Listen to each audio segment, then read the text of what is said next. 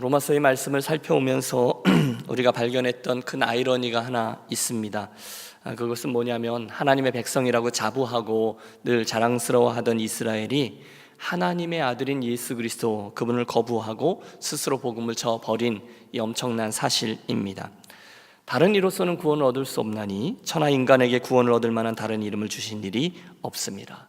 내가 곧 길이요 진리요 생명이니 나로 말미암지 않고는 아버지께로 갈 자가 없느니라. 분명히 주님께서 당신만이 그분이요 당신만이 구원에 이르는 일이다, 진리다, 생명이다 라고 말씀하셨는데, 하나님의 백성이라고 자부하는 선민 이스라엘이 그분을 거부하고 도리어 멸망으로 향하고 있다는 사실, 여러분은 어떻게 보십니까? 여러분은 이 일을 어떻게 이해하십니까?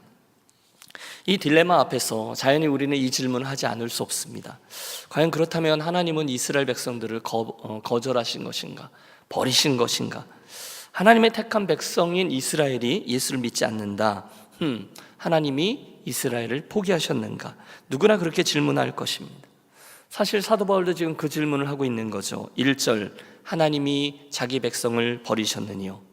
그리고 나서 대답합니다. 아니다, 그럴 수 없느니라. 그리고 나서 이어지는 오늘의 본문을 통해서 이스라엘이 하나님으로부터 버림받지 않았다라는 것을 논증하고 있습니다. 오늘 본문의 요지는 이겁니다. 하나님이 그 와중에 많은 사람들이 하나님을 거부하고 예수 그리스도를 거절하지만 하나님은 그 와중에 남은 자들을 준비해 놓으셨다는 거예요. 비록 유대인들이 예수를 부인하고 실제로 그들이 멸망을 향해 나아가는 것처럼 보이지만, 다 그런 것 같지만 사실은 하나님이 남겨놓으신 남은 자들이 그 신앙을 지키고 하나님은 그들을 준비하셨고 그들을 통해 하나님은 당신의 역사와 섭리를 이루어 가신다는 거예요. 따라해 주세요. 남은 자. 여기 남은 자 사상이 사실은 신구약에 흐르는 하나님의 역사와 섭리를 이해하는 좋은 렌즈가 됩니다. 제가 종종 저희 아버님 말씀을 드렸는데 평안북도 선천 분이세요. 그리고 6.25 전쟁 겪으셨죠. 그리고 한반도의 시련을 온몸으로 감내하신 유명한 거제도의 반공포로 출신이시고요. 이후 실향민으로서 남한에서 평생을 사는 동안 인생에 있어서 겪을 수 있는 여러 풍파를 다 겪으셨습니다. 그래서였는지 당신은 옛날 당신의 삶에 대해서 별로 많이 언급을 안 하시는 편입니다. 때문에 제가 알게 되는 저희 아버님의 생이라는 것이 단편적인 지식들 몇 가지예요. 우연히 알게 된 거죠. 예를 들면 당신이 거제도에서 반공포로가 이렇게 탈출할 때 뒤에서 이제 막 총을 쏘고 막 그럴 때, 그때 지니고 나온 것은 단 하나, 왼쪽 호주머니에 포켓 성경이었다라는 거. 또 어릴 때 배웠던 성경 말씀 중에 귀에 남아있던 것 중에 하나가 다른 이들을 위해, 타자를 위한 삶이죠. 그런 생각 때문에 고아원에 가서 봉사하시다가 같은 목적으로 그곳에 와서 일하고 계시던 어머님을 만나셨다는 것. 또 한 번은 신학교 가겠다고 40대인지 50대인지 저도 그때가 기억이 나요. 신학교 가시겠다고 결심하고 이제 신학교에 등록하러 가시다가 버스에서 만화와 같은 이야기죠, 소매치기를 당하셨어요. 그래서 목회자의 길은 하나님이 원하시는 게 아니야, 그리고 포기하셨다는 등등의 이야기가, 그런 이야기들이에요. 그때 우리 아버지가 목사가 됐으면 좀 다른 이야기가 좀 펼쳐지지 않았을까, 그런 생각도 해봅니다. 그런데 그 아버님께서, 그러니까 저희가 저희 아버님에 대해서 가지고 있는 어떤 이미지가 있어요. 그런데 하나밖에 없는 저에게 아주 강직한 모습으로 이런 인생을 아들인 내가 살았으면 좋겠다고 해주신 이야기가 잊혀지질 않습니다. 두 가지인데요. 첫째는 성경에 나오는 신앙의 산성이죠. 시온산을 오르라, 이런 말씀이셨습니다. 인생을 들여서 구도자로서 믿음을 포기하지 말고 끝까지 그 길을 가라는 거예요. 그리고 두 번째는 뭐냐면 이 세상을 살아갈 때 하나님 앞에서 그루터기로 살아라, 이런 말씀이었습니다. 물론 그 당시에는 제가 어렸을 때니까 시온산이니 또는 그루터기니 이런 것들이 구체적으로 뭘 의미하는지 잘 몰랐어요. 그럼에도 불구하고 그 분위기, 아버님이 아주 비장하게 말씀해 주시는 그런 말씀을 통해서 내 인생 결단코 그렇게 살아야지, 이렇게 다짐했던 것을 기억합니다. 나중에 신학교 가고 나서야 저는 산이, 그게 어떤 산인지 또 그 그루터기가 어떤 건지를 이제 알게 된 거죠. 그게 바로 오늘 우리가 생각해 보려고 하는 남은 자 사상이요, 남은 자 신학입니다. 이사야서 6장 13절에 보면 하나님께서 심판을 향해서 그리고 멸망을 향해서 나아가고 있는 이스라엘에게 심판의 메시지를 아주 극렬하게 전하던 이사야가 그 심판이 아무리 힘들어도 그 가운데 여전히 남아있는 하나님의 사랑과 구원의 역사를 이 그루터기라는 말에 담아내고 있습니다. 여러분 잘 아시듯이 그루터기란 잘라져 있는 나무의 밑둥을 말합니다. 우리 사무동 앞에도 있잖아요. 그루터기 잘려 죽었습니다. 다 말랐어요. 모양도 흉측합니다. 에휴 죽었구나, 쓸데없구나. 그 나무 밑둥에서 어느 날 거기서부터 자그마한 새순이 솟아오릅니다. 그리고 그것이 점점점 자라나 이전보다 더 굵고 아름다운 나무를 이루어냅니다. 여러분 그 장면을 생각하면서 이 이사야의 말씀을 다시 한번 들어보세요.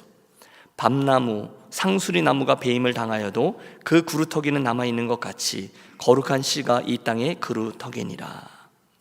아무리 역사가 이렇게 어둡게 펼쳐지더라도, 아무리 비극적이고 아무리 비관적이라 할지라도 하나님의 섭리는 그 가운데 여전히 당신이 남겨놓으신 그 소수의 남은 자들을 통해서 연연히 흐르며 생명력이 유지되고 있다, 이런 의미일 겁니다. 아무리 겉으로는 다 멸망하는 것 같고 세상 사람들이 다 하나님을 거부하는 것 같지만 하나님은 그 어지러운 세상 중에 꼭 당신만을 의뢰하고 또 신앙의 순수함을 유지하는 보배와 같은 남겨진 이들을 남겨두시고 그들을 통해서 당신의 역사를 이루어 가신다라는 것, 이게 남은 자 사상이라는 거예요. 성경을 읽어 내려가다 보면 바로 그것이 하나님이 일하시는 방법이라는 사실을 알 수 있습니다. 생각해 보십시오. 아주 오래전에 모든 사람이 악을 행하고 그 때문에 하나님의 징벌이 온 우주에 임할 때 하나님은 의인 노아를 남겨두시고 그를 통해서 당신의 섭리를 이어가셨습니다. 출애굽한 이후에 가나안을 향해 나아갈 때에도 모든 백성들이 늘 궁시렁궁시렁대며 불신앙의 길을 갈 때에도 하나님은 그 이스라엘 중에 보배와 같은 사람 여호수아와 갈렙, 그들을 남은 자로 택하셔서 결국 가나안 땅을 밟게 하셨습니다. 이후에 사사시대에도 왕정시대에도 포로기 때에도 초대교회에도 하나님은 당신의 섭리 가운데 계속해서 이 패턴을 반복해 오셨습니다. 아니 중세, 근세, 아니 현대에도 지구촌 곳곳에는 하나님의 이 방식을 여전히 보여주는 남은 사람들이 남아 있습니다. 그리고 그들을 통해서 하나님은 당시의 영광을 보내어 주셨죠. 자, 맨 처음 질문으로 돌아가 보실까요? 하나님이 이스라엘을 버리셨는가? 사도 바울은 지체 없이 대답합니다. No, 아니라는 거예요. 남은 자가 있다는 거예요. 그러면서 두 가지 예를 듭니다. 먼저는 자기 자신에 대한 예입니다. 1절 하반절에 보면 나도 이스라엘인이요 아브라함의 씨에서 난 자요 베냐민 지파라, 이렇게 얘기합니다. 무슨 얘기인가 하면 유대인인 나도 하나님을 버리지 않고 예수를 믿지 않았느냐, 그렇다면 그분은 유대인을 버린 게 아니다라는 얘기입니다. 설득력이 있죠. 대다수 유대인들이 예수님을 부인하고 소수의 무리들만 그루터기가 되었습니다. 12제자, 다락방에 있던 120문도, 또 초대교회 순교자들이 그러하였습니다. 내가 그런 남은 자라는 거예요. 두 번째로 그가 증거로 이야기하는 것은 2절부터 나오는 엘리야 이야기입니다. 여러분 오래전에 아합 왕 시대의 암흑기 아닙니까? 왕을 비롯해서 백성들은 바알과 아세라를 섬겼습니다. 다 떠났습니다. 아니 엘리야조차 모두 다 하나님을 떠났다라고 생각하며 외롭게 갈멜산의 전투에 임했습니다. 여러분 너무너무 멋있죠? 불로서 하나님이 응답하셨습니다. 멋진 승리입니다. 그리고 그 거짓 선지자들을 모두 다 참수합니다. 하지만 이어지는 이야기가 쉽게 이해되지 않아요. 그 이세벨 왕후가 내가 오늘이 지나기 전에 너를 반드시 죽이리라, 그 이야기를 듣고 저가 이 형편을 보고 일어나 엘리야가 도망하다가 지칠 대로 지쳐 로뎀나무 아래 쓰러져 절규합니다. 주여, 저희가 주의 선지자들을 죽였으며 주의 제자들을 헐어버리고 나만 남았는데 내 목숨도 찾나이다. 하나님 보세요, 나만 남았습니다. 그런데 이제는 나도 죽이려고 합니다. 그때 하나님 이렇게 대답하시잖아요. 괜찮다, 내가 나를 위하여 바알에게 무릎 꿇지 아니한 사람 7,000인을 남겨두었다. 할렐루야. 여러분 이게 하나님의 역사하시는 방법이라는 거죠. 이 모든 예들을 힘입어서 사도 바울이 오늘 5절에서 말합니다. 그런즉 이와 같이 이제도 은혜로 택하심을 받아 남은 자가 있느니라. 모든 유대인들이 하나님을 떠나서 멸망을 향하고 있는 듯 보이지만 사실 그날도 하나님이 남겨놓으신 보배로운 신앙인들이 있었다는 거예요.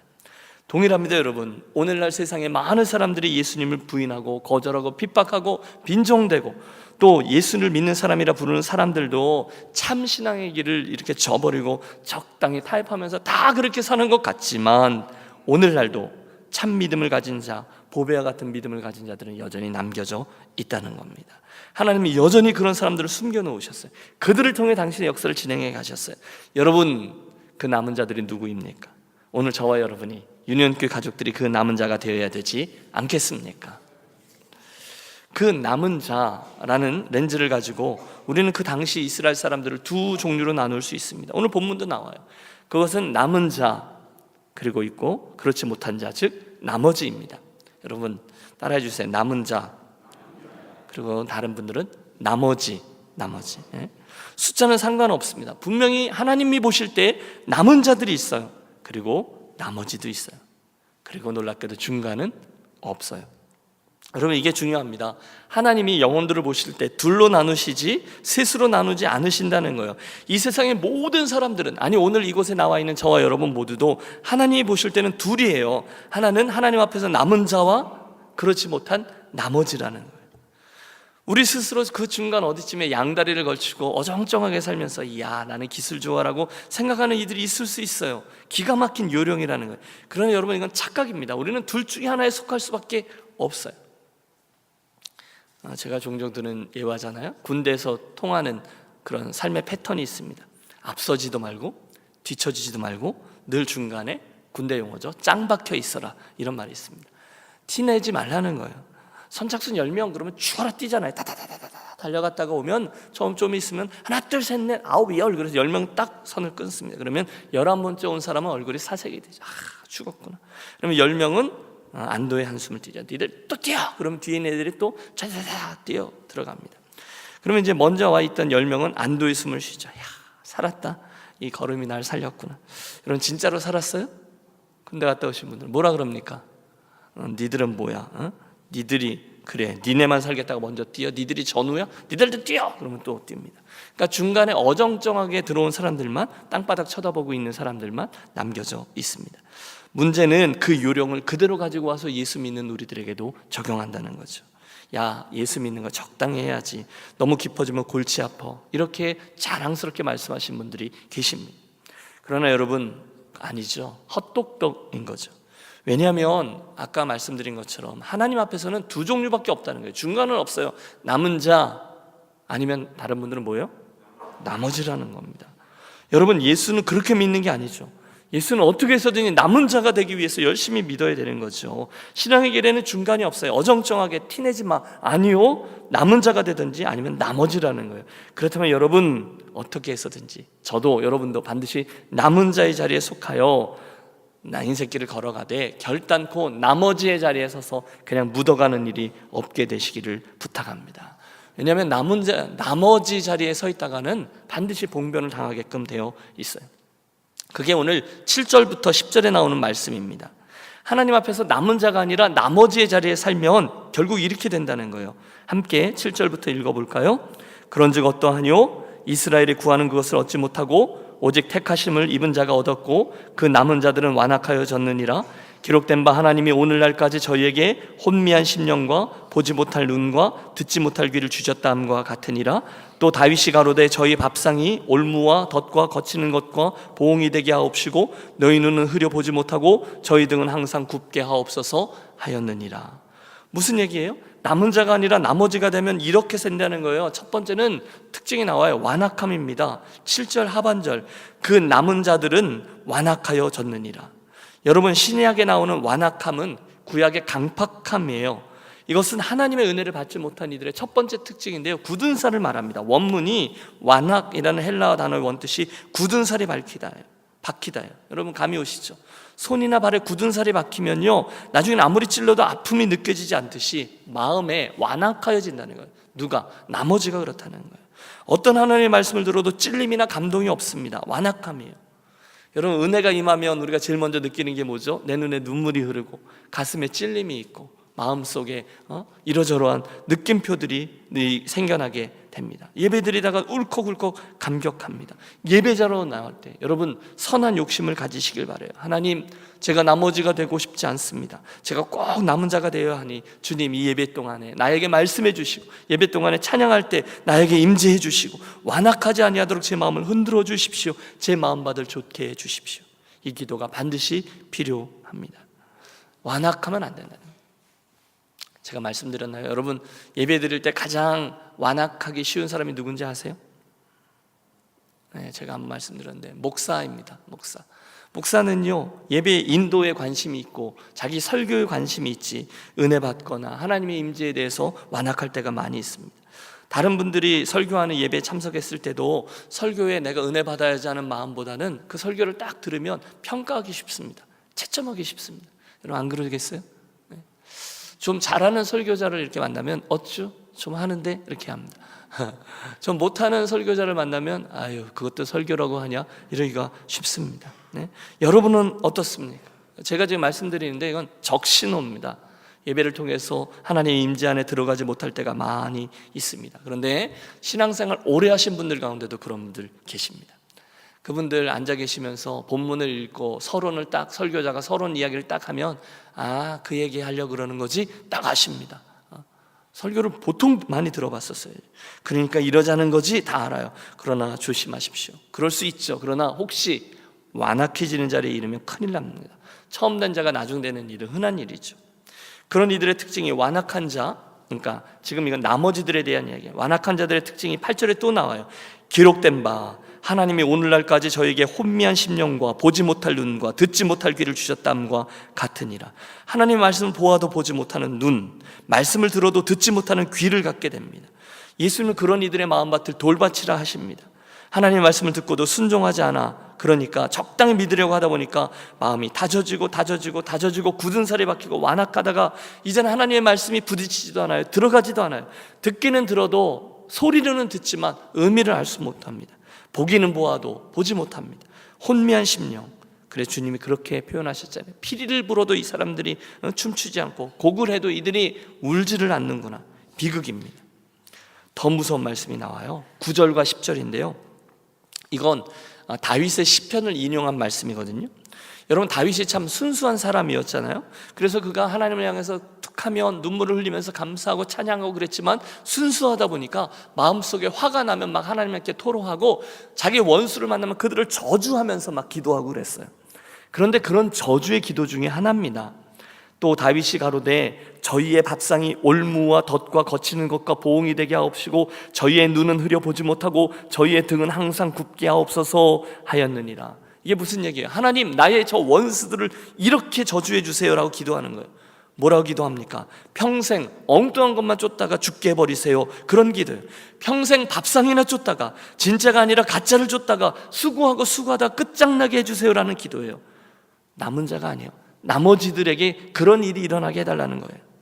사람이요 마음이 완악해지고 정신이 혼미해지면 나중에는 분별력이 사라집니다. 엉뚱한 것을 쫓습니다. 눈이 흐려지고 등이 굽습니다. 그때 하나님이 저들을 바라보며 안타까이 말씀하십니다. 너희가 어찌하여 양식 아닌 것을 위하여 은을 달아주며 배부르게 못할 것을 위하여 수고하느냐. 가짜를 쫓다가 끝나는 인생을 보며 안타까우신 아버지 마음이 그것입니다. 그런데 여러분 제가 볼 때 하나님이 주신 저주 중에 가장 큰 저주가 바로 이겁니다. 유기예요. 우리가 로마서 앞부분에도 보셨죠? 그냥 내버려 두는 겁니다. 그냥 내버려 두다 보니 그들이 깨닫지를 못해요. 자기가 어떤 상태인지 몰라요. 자기가 지금 제대로 좋은 것을 쫓아가는지 나쁜 것을 쫓아가는지 헛된 것을 쫓는지 바른 것을 쫓는지를 몰라요. 잘 되는 듯 보이지만 실상은 잘 되지 않는 거예요. 마음에 들림이 없고 깨달음이 없고 나에게 주시는 말씀으로 받지 못한데 여러분 그렇게 계속 사는 거예요. 그게 저주라는 겁니다. 하나님이 사랑하는 자들을 훈계하시고 그들을 고치기도 하시고 매도 치시고 하는데 그러지 못하게 하나님 그냥 내깔려 두십시오. 이게 다윗의 저주 기도입니다.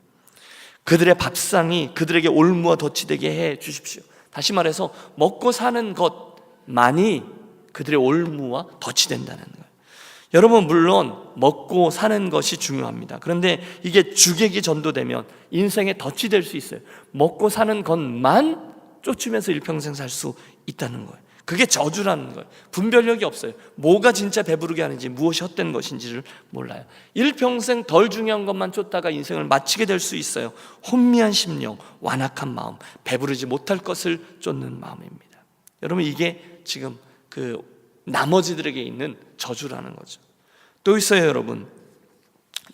그런 의미로 보면 예수를 제대로 잘 안 믿는데 모든 게 평안하다면 여러분, 이건 문제가 있는 겁니다.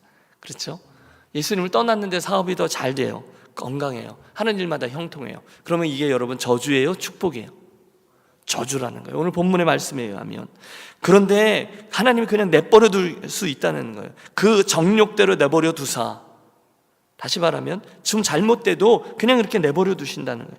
다윗이 지금 궁전에서 자기를 너무 괴롭게 하는 그 원수들을 보면서 기도하는 거예요. 하나님, 저들의 절대로 어려운 시험 두지 마세요.